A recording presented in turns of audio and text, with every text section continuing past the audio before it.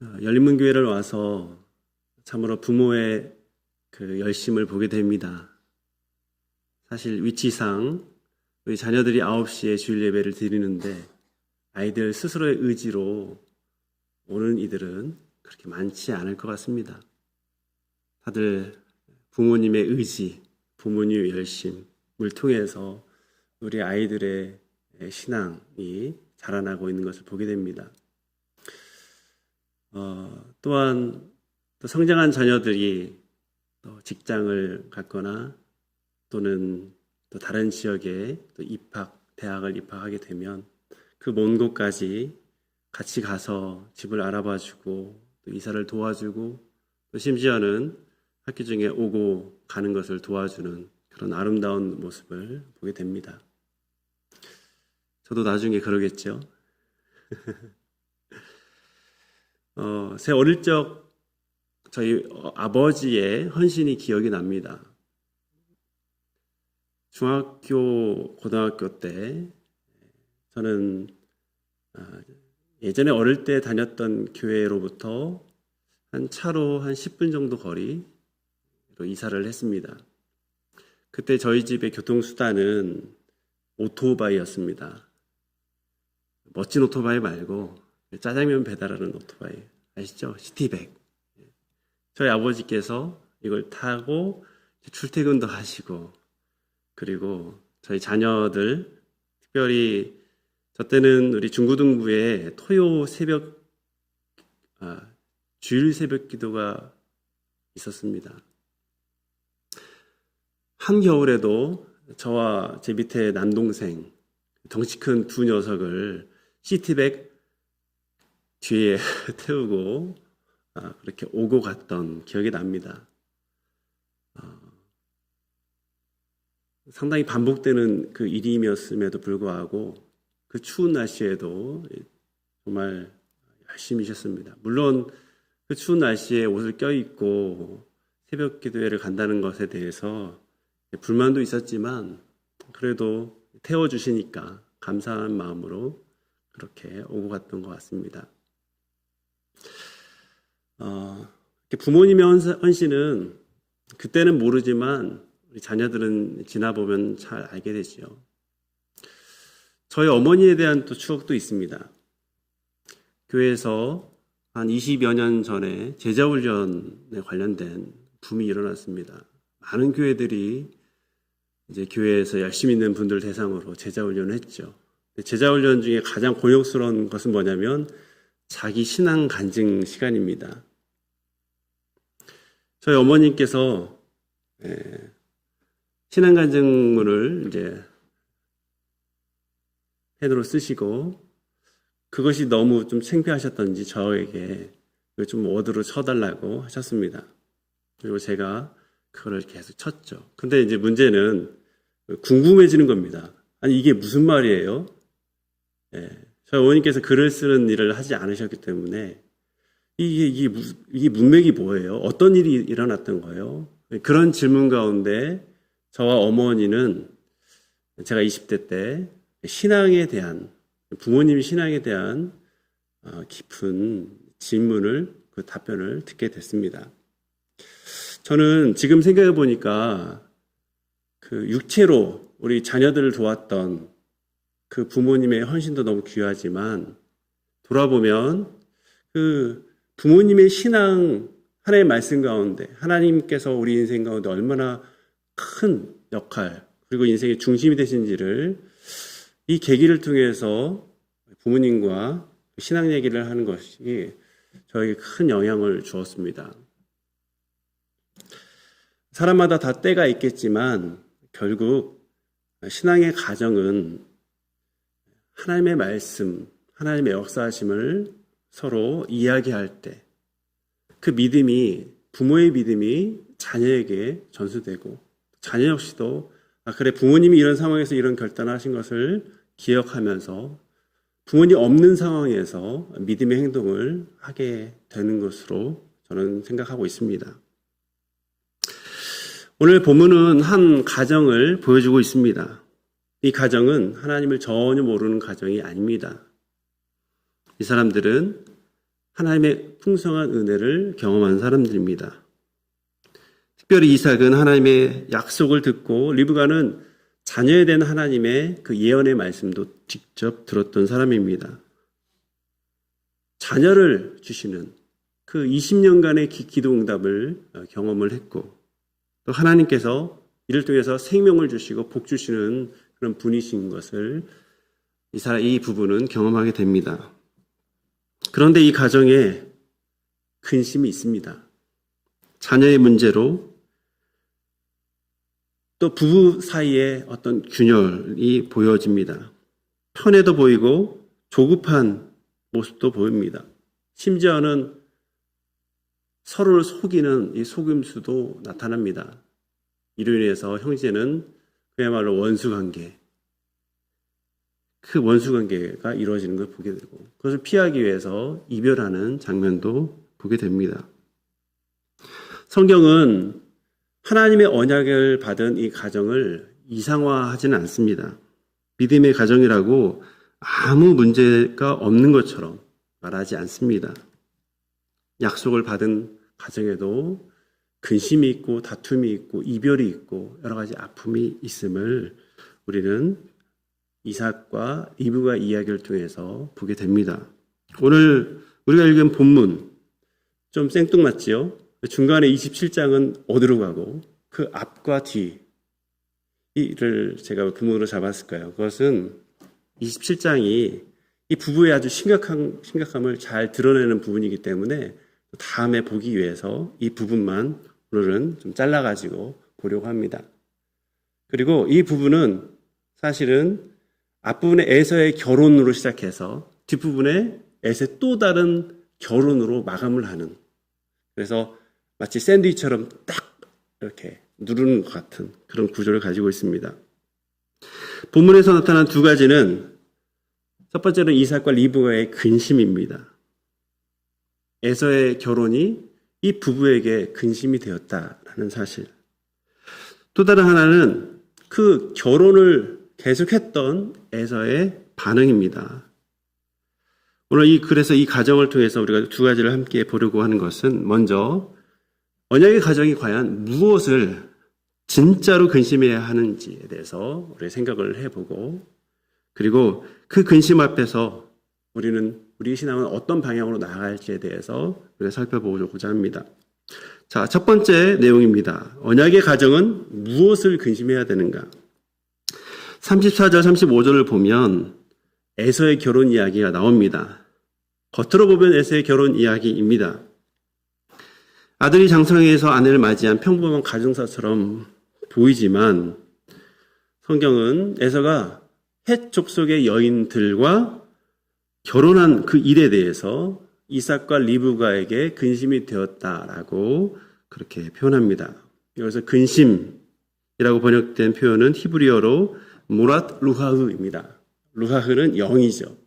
즉, 이 영에 쓴 것 또는 영혼의 쓰라림 정도로 그렇게 우리가 해석할 수 있습니다. 단순히 마음이 들지 않는, 에서가 결혼한 그 해적 속의 그 여인들이 마음에 들지 않는 정도가 아니라, 잠깐 기분 상하는 정도가 아니라 속 깊은 곳이 너무 쓰리고 괴로운 상태를 오늘 본문은 모랏 루하흐, 근심이라고 번역을 했습니다. 여러분, 부모는 자녀의 결혼을 앞두고 참 많은 것들에 대해서 염려합니다. 우리 결혼할 자녀들을 성격이 과연 맞을까? 가정 환경이 너무 다르지는 않을까? 그래서 위축되지는 않을까? 경제적인 문제는 없을까? 저런 것들을 걱정합니다. 자녀가 안정적으로 살기를 바라고 좋은 길 걷기를 바라는 것은 너무나 자연스러운 마음입니다. 그래서 성경은 이런 마음, 이런 염려하고 걱정하는 마음을 잘못이라고 그렇게 하지 않습니다. 하지만 26장에서 말하는 근심은 그런 종류의 근심이 아닙니다. 며느리가 마음에 들지 않아, 외형이 이상해, 우리 가문과는 좀 달라, 이런 정도가 아니라 유일하신 여호와 하나님, 그 여호와를 섬기는 언약의 가정 안에 과연 전혀 다른 신앙을 가진 사람이 들어오는 것에 대한 근심인 것입니다. 여러분, 이삭의 가정은 하나님께서 언약으로 부르신 가정입니다. 아브라함에게 약속하신 땅의 후손에 그리고 복의 흐름 안에 있는 가정, 그것이 바로 이삭의 가정입니다.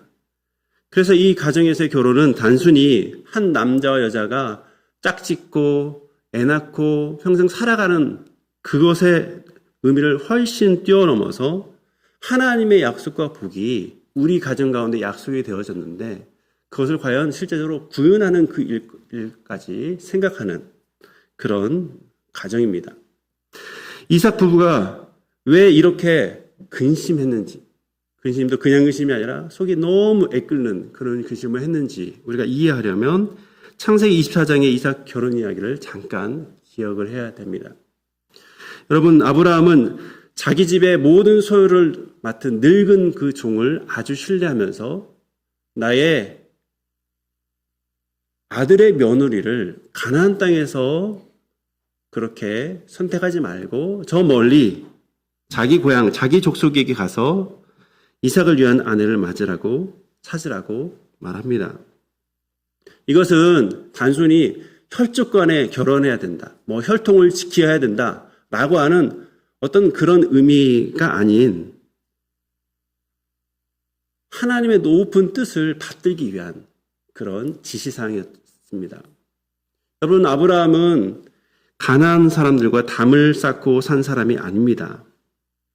그는 핵족속에게로부터 자신의 아내를 위한 그 막벨라 굴이 있는 밭을 산 사람입니다. 그들과 거래하고 그들과 살아왔습니다. 여러분, 거래라고 하는 것은 결국 관계를 맺는다라는 것입니다.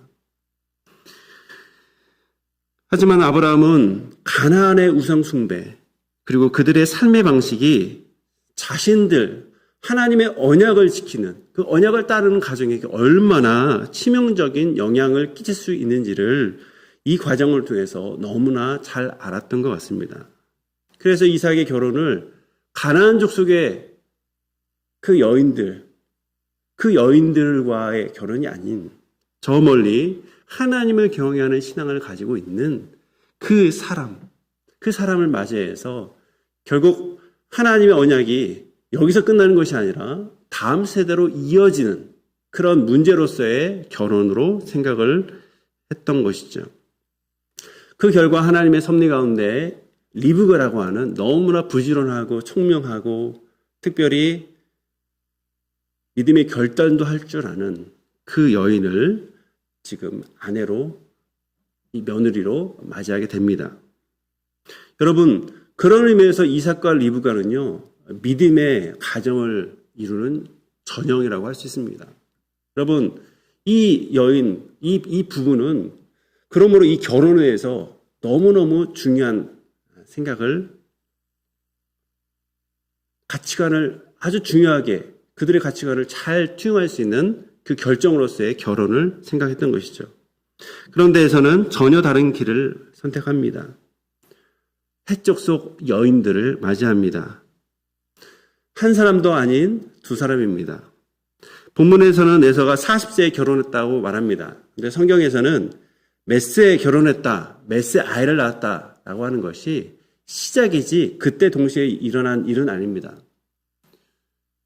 우리가 잘 아는 노아도 자녀를 3명을 낳는데 600세에 낳았다라고 말합니다.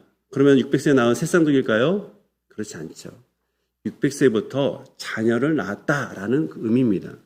그러니까 에서가 40세에 결혼했다고 하는 것은 40세에 헷족속 여인 둘을 동시에 취한 것이 아니라 시간이 지나면서 또 결혼했다라고 하는 것이죠. 더구나 이 40세는 그의 아버지 이삭이 결혼한 연령입니다. 그러니까 아무것도 모르는 그런 나이가 아니라 자기의 선택의 의미를 잘 알 수 있는 그런 나이인 거죠. 또한 당시 결혼 문화에서 부모의 결정과 동의는 너무나 큰 영향을 가졌습니다. 그런데 에서를 보십시오. 에서는 부모의 동의, 부모의 의사와 상관없이 자기 눈에 보기에 좋은 선택을 한 것으로 보입니다. 이 얘기는 이 언약의 가정이 무엇을 중요하게 여기는지를 전혀 배려하지 않고 전혀 고려하지 않은 독단적인 선택을 40세에 결혼하고 또 시간이 지나서 또 다른 여인을 결혼함으로 이렇게 반복적으로 보였다라고 하는 것이죠. 사실 이런 에서의 언약에 대한 태도는 앞에서도 볼 수 있습니다. 창세기 25장에서 자신의 동생에게 팥죽 한 그릇 때문에 자신의 장자권을 팝니다. 아브라함 가문에서 장자권은 단순한 아버지의 재산을 계승하는 의미가 아니라 하나님의 언약과 깊이 관련된 것인데 에서는 이것을 너무나 가볍게 여겼습니다. 당장의 배고픔 앞에서 거룩한 것을 하찮게 여긴 것입니다. 그래서 히브리서 12장은 에서를 망령된 자라고 부릅니다. 망령된 이 말은 단순히 성격이 거칠다, 말을 아무렇게 한다라고 하는 것이 아니라 거룩한 것을 가볍게 여기는 태도, 하나님께 주신 약속의 가치를 알아보지 못하는 태도를 가리키는 말입니다. 에서는 장자권 앞에서도 망령된 태도를 보이고 지금 결혼 앞에서 그런 태도를 보입니다. 하나님의 언약보다 자기 눈에 좋아 보이는 것을 먼저 붙드는 그런 사람의 모습을 우리에게 보여주고 있습니다. 그런데 여기서 우리는 에서에게 집중할 수 있지만 또 다른 모습도 볼 수 있습니다. 그것은 이삭과 리브가의 문제입니다. 25장 28절은 이렇게 말합니다. 이삭은 에서가 사냥한 고기를 좋아하므로 그를 사랑하고 리브가는 야곱을 사랑하였더라. 여러분, 이 가정이 지금 사실은 균열이 시작되고 있는 것입니다. 이삭의 애정은 누구에게 기웁니까? 에서에게 기웁니다. 그리고 리브가의 애정은 야곱에게 기울어 있습니다. 물론 그 이유야 제각각일 수 있습니다. 하지만 부모의 이 편애가 자녀들을 하나님의 언약으로 세우는, 그렇게 하나님의 자녀로서 잘 살아가게 하는 그런 편애, 그런 역할로 이 모습이 드러나는 것이 아니라 가정 안에서 서로를 나누고 또 분열시키는 것으로 만들게 됩니다. 여러분, 분명 이삭과 리브가는 둘 다 하나님을 경험한 사람들이었습니다. 이삭은 리브가를 위해서 아이를 낳을 수 있도록 20년 동안 정말 기도했던 사람입니다. 리브가는 임신 중에 이 뱃속이 요동치자 하나님께 너무 고통스럽다라고 하나님께 기도하자 하나님께서 해석을 해 주시고 그 해석을 받았던 당사자입니다. 지금 그럼에도 불구하고 지금 이 편애를 너무나 자연스럽고 또 당연하게 여기는 이 부부의 모습은 과연 하나님의 뜻을 중심으로 건강하게 의사소통하고 있는 부부의 모습인가? 우리는 의아해할 수 있습니다. 이런 이 부부의 모습을 본다면 에서의 해족속 여인을 취하는 결혼은 건강한 가정 가운데서 갑자기 저 하늘에서 뭔가 떨어지는 날벼락 같은 사건이 아니라 이미 뭔가 이런 결정을 할 수 있도록 하는 그 단서가 조금씩 누적되었고 또 에서의 결혼이 그동안 이 쌓여있던 이 부부의 균열, 부부 사이의 균열과 자녀 양육의 이 문제를 결정적으로 드러낸 사건이라고 볼 수 있는 것이죠. 결혼 때문에 그 당사자들을 보고 이 부부는 깊은 근심을 하게 됩니다. 하지만 이 근심은 결국 그 당사자, 그 외부에서 온 그 여인들을 향한 근심일 수도 있지만 결국 우리 시선에 보면 이 근심은 부부의 근심이고 이 가정 내부를 덮어보면 우리도 근심을 하게 됩니다. 아무튼 이 내용을 통해서 우리가 알 수 있는 사실은 믿음의 가정이라 하더라도 우리는 근심할 수 있다라는 겁니다. 믿음의 부모에게도 아픔이 있습니다. 자녀의 선택 때문에 마음이 무너질 때도 있습니다. 스스로 내가 무엇을 잘못했기 때문에 우리 자녀가 이렇게 살아갈까 하면서 스스로 책망할 때도 있습니다.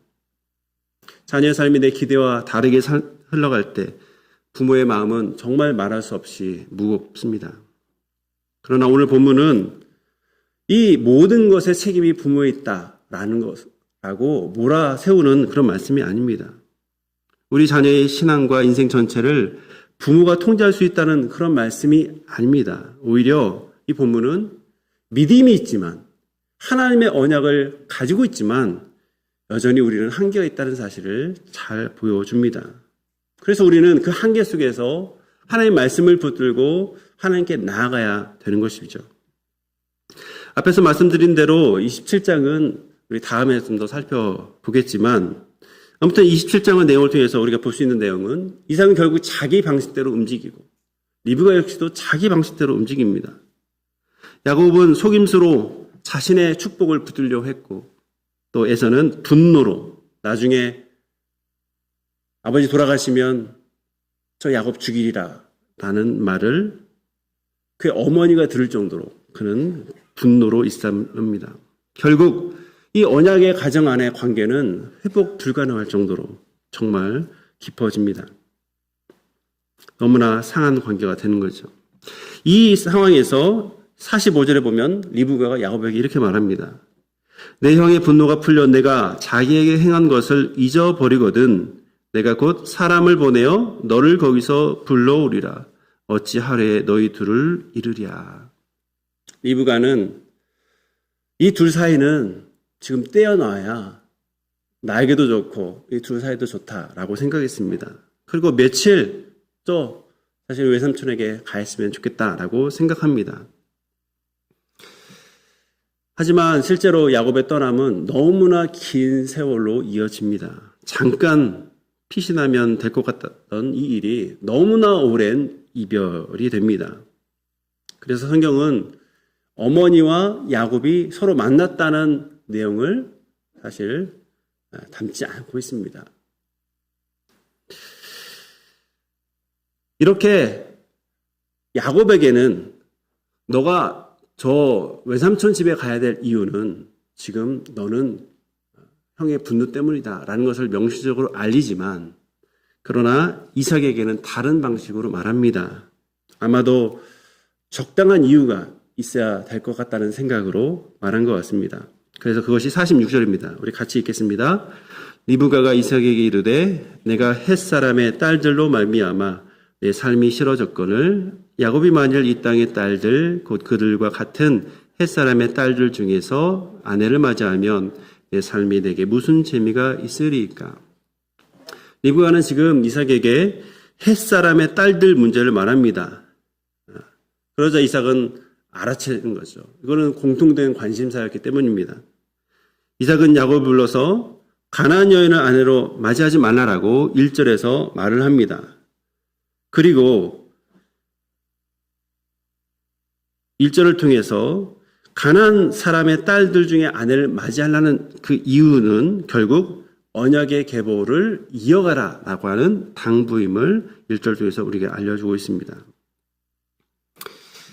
자신이 아버지를 통해서 리브가를 얻었던 것처럼 이제 야곱도 친족 가운데서 아내를 얻도록 그렇게 말을 합니다. 그러면서 야곱에게 축복합니다. 우리 3절 4절 같이 읽도록 하겠습니다. 전능하신 하나님이 내게 복을 주시어 내가 생육하고 번성하게 하여 내가 여러 족속을 이루게 하시고 아브라함에게 허락하신 복을 내게 주시되 너와 함께 내 자손에게도 주사 하나님이 아브라함에게 주신 땅 곧 내가 거류한 땅을 내가 차지하게 하시기를 원하노라. 여러분 이 축복은 먼 길 잘 다녀오라 라고 하는 인사를 넘어서 아브라함에게 주어진 그 축복, 특별히 전능하신 하나님, 이것이 하나님께서 아브라함을 만날 때 그렇게 표현하신 자신의 모습인데 이 전능하신 하나님, 이 하나님께서 주신 언약의 복이 야곱에게 이어진다는 그 복을 선언하고 있습니다. 27장에는 이 27장에도 이 복이 있지만 27장에서는 이삭의 축복 대상은 에서라 생각하고 에서를 향해서 이 축복을 합니다. 하지만 오늘 본문에서는 이삭에게 이삭이 야곱에게 아주 명시적으로 이 축복을 하고 있는 것이죠. 물론 이것이 그동안에 이 27장에 나타난 이삭과 리브가의 잘못을 정당화하는 것은 아닙니다. 하나님께서는 이런 방식을 통해서 결국은 축복하게 하시고 결국은 뭔가를 이루게 하시는구나 라고 생각해서는 안 됩니다. 성경은 이들의 속임수나 이들의 편애에 대해서 선하다라고 말하지 않습니다. 중요한 것은 선하지 않은 이들의 모습임에도 불구하고 하나님께서 당신의 약속을 신실하게 이 가정을 통해서 나타내신다라고 하는 거죠. 하나님은 분명 하나님의 방식으로 인간의 죄됨에 대해서 분명하게 드러냈습니다. 하지만 또 하나님의 사랑의 대생에게는 그들의 불가능한 능력에도 불구하고 하나님께서 주도적으로 하나님의 사랑의 방식, 은혜의 방식을 펼쳐내어 주시는 거죠. 그래서 오늘 이 본문은 부모를 정죄하기보다는 나의 이 잘못은 부모 때문이야, 가정교육 때문이야, 이런 것들 안 해서 그래 라고 하기보다는 가정을 끝까지 포기하지 않으시는 하나님의 그 아름다운 모습을 보여주는 말씀인 것이죠. 우리의 근심이 인간적인 조급함 가운데 나름의 방식으로 했지만 결국 27장의 그 내용을 보면 그것은 하나님께서 기뻐하지 않는 모습이었습니다. 그러나 그럼에도 불구하고 하나님은 그 언약을 그 가정을 통해서 이루시는 것을 지금 우리에게 보여주시는 거죠. 이렇게 우리는 이삭과 리브가의 근심도 보고 이 가정 가운데서 언약을 이어가시는 하나님의 신실함을 보게 됩니다. 그런데 여기서 한 사람이 더 등장합니다. 바로 에서입니다. 에서는 이 모든 일을 이제 직접 경험합니다. 문제는 그 본질을 깨닫지 못하는 것이죠. 6절을 한번 보겠습니다. 에서가 본즉 이삭이 야곱에게 축복하고 그를 밧단 아람으로 보내어 거기에서 아내를 맞이하게 하였고 또 그에게 축복하여 명하기를 너는 가나안 사람의 딸들 중에서 아내를 맞이하지 말라 하였고 8절에서도 에서가 또 봅니다. 그 얘기는 에서가 지금 이 사실을 너무나 잘 알게 되었다라고 하는 겁니다. 이삭이 야곱에게 축복하는 것도 보고 가서 가나안 사람의 딸 중에서 아내를 맞이하지 말라라는 말도 듣고 그리고 그쪽에 가서 꼭 하나님께서 기뻐하시는 며느리 아내를 그렇게 데려오도록 그렇게 요구하는 말하는 것을 보게 됩니다. 중요한 것은 이 에서가 본죽을 통해서 에서는 이 상황에 대해서 너무나 잘 알게 되었다라고 하는 것입니다. 부모가 무엇을 기뻐하고 무엇을 근심하는지 잘 알게 됩니다. 자기 결혼이 부모에게 기쁨이 아니라 근심이었다는 사실도 알게 됩니다. 하지만 에서의 문제는 그걸 알지만 그걸 보지만 이 다음 과정을 적절히 이 부모의 기쁨을 회복하기 위해서 해야 되는 그것을 적절히 하지 않았다라는 것에 문제가 있습니다. 에서는 그 본질을 깨닫지 못하는 거죠. 여러분, 이삭과 리브가의 그 근심은 단순히 가난한 사람이 싫어서라는 이 감정적인 거부가 아니라 하나님의 약속이 우리 가정을 통해서 이어져야 되는데 그렇지 못하는 것에 대한 근심이었습니다. 그런데 에서는 그것을 깨닫지 못하고 있습니다. 에서는 이렇게 반응합니다. 이스라엘의 딸 마할렛을 아내로 맞이합니다. 얼핏 보면 좀 나아진 선택으로 보입니다. 왜냐하면 이스마엘의 딸이 있지 않습니까? 자기 친척입니다. 그래서 아마도 이 이스마엘의 딸 마할렛을 아내로 맞이하면 부모님이 기뻐하시겠지, 좋아하시겠지, 가난한 여인이 아니니까 이 정도면 됐겠지라고 생각했던 것 같습니다. 하지만 오늘 본문은 그 선택을 긍정적으로 기록하지 않습니다. 9절은 이렇게 기록합니다. 이에 에서가 이스마엘에게 가서 그 본처들 외에 아브라함의 아들 이스마엘의 딸이요 느바요스의 누인 마할랏을 아내로 맞이하였더라. 여기서 봐야 할 것은 본처들 외라는 겁니다. 여러분, 에서는 기존의 헷 족속의 아내들과의 관계를 돌이켜서 과연 부모님이 언약의 가정으로 우리를 삼은 하나님의 그 은혜를 이 가정 가운데 지키는 것, 그것이 본질인 것을 알고 이 해적 속의 아내들과의 관계를 돌이켜서 그렇게 가도록 해야 되는데, 그것이 아니라 또 다른 아내를 맞이함으로 부모에게 기쁨이 되려 했던 것이죠. 여러분, 이것이 에서의 방식입니다. 잘못된 방향에서 돌이킨 것이 아니라 이전 방향은 그대로 둔 채 좀 더 나아 보이는 선택지를 하나 더 추가하는, 옵션으로 추가하는 그런 모습. 이거는 나도 좋고 부모님 보기도 좋고 라고 하는 방식이었던 것이죠. 하나님의 언약을 중심에 두고 살아가는 것이 아니라 그럴듯한 모양만 갖추는 모습, 이것이 에서의 방식입니다. 결국 이 내용을 통해서 우리는 이 신앙의 중요한 원리를 보게 됩니다. 신앙은 그저 뭔가를 흉내내는 것이 아니라, 어떤 행동을 하나 더 추가하는 것이 아니라 근본적인 마음의 방향이 바뀌는 것이 필요하다라고 하는 겁니다. 신앙은 하나님께서 기뻐하실 만한 모양, 그것이 예배가 될 수 있고 기도가 될 수 있고 헌금이 될 수 있고 뭐 등등 어떤 종교적인 행위가 될 수도 있습니다.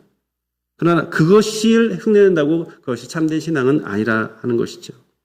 하나님께서 원하시는 것은 우리 삶 가운데 어떤 신앙적인 타이틀을 갖거나 또 그것을 하나 더 행하는 것이 아니라 결국 나의 정체성이 나는 하나님의 언약을 위해서 살아가는 사람이다 라고 하는 것, 그것이 바로 하나님께서 기뻐하시는 것이죠. 그리고 그것이 있을 때 하나님은 복 주시는 하나님으로서 자신의 모습을 그 가정 가운데, 그 믿음에 그 믿음 가운데 더하여 주시는 거죠. 결국 에서의 문제는 결혼 선택 하나에만 있는 것이 아니라 사실은 그 밑에 깔려 있는 문제가 더 컸던 것입니다. 장자권을 포기할 때도 거룩한 것을 가볍게 여기지 않는 그런 망령된 태도를 보였습니다. 첫 결혼 앞에서도 이 언약의 방향보다 자기 눈에 보이는 선택을 합니다. 그리고 그 결혼도 자기 마음대로 합니다. 눈앞에 자기 동생 야곱이 축복을 얻고 이 언약의 가문을 유지할 수 있는 이 아내를 구하기 위해서 멀리 떠나는 것을 보면서도 그 본질을 파악하지 못하는 그런 에서의 모습을 보게 됩니다. 사랑하는 여러분, 사실 우리도 에서의 모습을 우리 안에서 볼 수도 있습니다. 삶의 방향 그대로 두고 어떤 행동 하나를 바꿔서 나는 바뀐 사람이야 라고 스스로 위로할 수도 있습니다. 그러나 그 봉사 하나 더하는 것, 뭔가 경건해 보이는 말투를 하는 것, 이것이 우리의 삶의 방향 전환을 대신할 수 없고 마음의 돌이킴을 대신할 수 없습니다. 물론 봉사도 예배도 신앙적인 습관도 너무 귀합니다. 하지만 삶의 방향 전환 없이 그것을 추구한다면 언젠가 그것도 다시 버려질 수 있는 것입니다. 오늘 말씀은 우리가 과연 무엇을 더하는 삶인지, 뭔가 나 자신을 좀 더 사람들에게 기쁨을 주는 사람으로 보이기 위해서 뭔가를 더하는 삶인지, 아니면 근본적으로 과연 하나님을 향해서 나아가고 있는 삶인지에 대해서 우리에게 돌아보게 하고 있습니다. 말씀을 마무리하면서 우리는 믿음의 가정인 이삭과 리브가의 가정을 우리가 살펴봤습니다. 하나님을 모르는 가정이 아닙니다. 하나님의 말씀을 받았고 그 말씀이 지향하는 바를 알았던 사람임에도 불구하고 여전히 그 안에 여러 가지 사건들, 갈등이 있습니다. 믿음의 가정임에도 불구하고 저절로 그 믿음의 가정으로서 살아가는 그런 모습이 나타나지 않는다는 것을 보게 됩니다. 그러나 하나님께서는 그 가정 가운데서도 하나님의 언약을 포기하지 않고 계속 하나님의 역사하십니다. 이제 야곱은 집을 떠납니다. 하나님은 야곱의 집 떠난 그 길 위에서 하나님의 함께 하심을 계속 보여주십니다. 그리고 돌아오는 과정에서도, 그리고 그 사이에 20년의 과정 가운데서도 하나님이 어떤 분이신지를 이 야곱을 통해서 더 분명하고 확실하게 알려주십니다. 그리고 그 야곱을 통해서 생각하지도 않았던 그 12족속이 나타나는 것을 보게 되는 것이죠. 오늘 말씀은 우리에게 두 가지를 묻습니다. 과연 우리의 근심이 하나님의 언약을 향하는 거룩한 근심인지, 우리 신앙이 하나님께로 방향을 돌이키는 신앙인지, 아니면 뭔가를 부과하는, 잠깐 뭔가를 태도를 취하는 신앙인지, 우리가 이 말씀을 통해서 우리가 한번 생각해 봤으면 좋겠습니다. 우리 가정이 완벽하다라고 해서 소망이 있는 것이 아니라 하나님이 완벽하시고 하나님의 신실하신 언약이 우리에게 적용되기 때문에 우리는 소망이 있습니다. 오늘 말씀을 생각해 볼 때 사실은 이 말씀은 우리 가정 가운데 큰 부담이 되는 말씀이기도 합니다. 왜냐하면 우리 가정의 모습을 돌아볼 때 이런저런 말하지 못할 그런 부분들이 있고, 때로는 자녀의 그 신앙 없는 모습에 대해서 무거운 마음을 또 가질 수 있기 때문입니다. 그런데 여러분, 이것은 꼭 가정에게만 국한되는 내용은 아닙니다. 하나님의 언약을 받은 것은 이 아브라함의 가정을 통해서 결국 이스라엘 민족을, 그리고 이 이스라엘 민족을 통해서 결국 교회에게 나타나기 때문입니다. 그러므로 교회에게 적용을 해야 됩니다. 과연 하나님은 우리가 어떤 것 때문에 근심하기를 원하는가? 교회가 과연 무엇 때문에 근심하기를 원하는가? 세상 사람들이 하는 근심 때문에 교회가 걱정하는 거고 두려워하는 거고 하지 않고, 오히려 하나님께서 기뻐하시는 그 근심은 근심을 우리 교회가 무엇을 해야 될지 이 말씀을 통해서 우리 같이 생각하고, 또 하나님을 기쁘시게 하는 교회 될 수 있도록 믿음으로 나아가는 우리 모두 되기를 바랍니다. 오늘 말씀을 생각하면서 우리 한번 기도하기를 원합니다. 하나님께서 우리에게 주신 그 언약을 귀하게 생각하면서 우리 안에 있는, 우리에게 책임질 수 있도록 하는 우리 자녀, 그리고 우리 공동체가 우리의 어떤 통제 가운데 있는 것이 아니라 온전히 하나님의 말씀 가운데, 그리고 하나님께서 주시는 그 은혜 가운데 하나님을 바라보는 가정과 공동체 될 수 있도록 각자의 방식을 내려놓고 하나님의 말씀 앞에 바로 세워지는 가정과 교회 될 수 있도록 우리 한번 다 함께 기도하도록 하겠습니다. 하나님 아버지 감사합니다. 하나님 아버지, 우리에게 에서의 이 가나안 족속과의 그 결혼을 통해서, 그리고 이런 일들이 벌어지게 된 이삭 가정의 모습을 우리에게 돌아보게 하시니 감사합니다. 주님, 바라기는 우리의 근심이 세상적인 불안 때문에 하는 근심이 아니라 하나님의 나라를 바라보고 그 하나님의 언약을 드러내기 위해서 하는 거룩한 근심 되게 하여 주옵소서. 우리 자녀와 다음 세대를 향한 염려가 혹시나 정죄가 되지 않도록 도우시고, 또 지나친 통제가 되지 않도록 도와주옵소서. 우리의 힘이 아닌 하나님의 힘으로 하게 해주시고, 우리의 경험이나 우리의 지혜가 아닌 하나님의 지혜로 이를 감당할 수 있도록 도와주옵소서. 이를 위해서 우리를 하여금 말씀의 공동체로 세워주심을 감사합니다. 교회가 말씀 가운데 나눔이 있게 해주시고, 가정 역시도 하나님의 말씀 가운데 삶을 나눌 수 있는 가정 될 수 있도록 도우시고 인도하여 주옵소서. 비록 우리는 실패할 수 있지만, 우리는 연약해서 또 실패를 마주하지만, 그러나 우리 실패보다 더 크신 하나님의 신실하심을 붙들고 소망을 주님께 바라보고 나갈 수 있는 가정, 교회 되게 하여 주옵소서. 하나님 아버지, 우리의 근심이 세상 근심에 그치는 것이 아닌 하나님의 언약을 바라보는 거룩한 근심 되게 하여 주옵소서. 이 거룩한 근심을 갖고 자녀와 다음 세대를 하나님 앞에 세울 수 있는 가정과 교회 되게 하여 주옵소서. 때로 조급하게 내 방식으로 붙들려 했던 모습을 회개합니다. 주님, 다시금 주님께 이 모든 것을 내놓습니다. 우리의 중심이 하나님께 있음을 믿음으로 고백하지만 그것을 행할 수 없는 부족한 우리의 모습을 돌아보며 다시금 주님께 모든 것을 맡겨드립니다. 우리 가정 안에 혹시 편애가 있습니까? 미숙함 때문에 우리 가정 안에 상처가 생깁니까? 주여, 주님께서 이것을 알게 하여 주옵소서.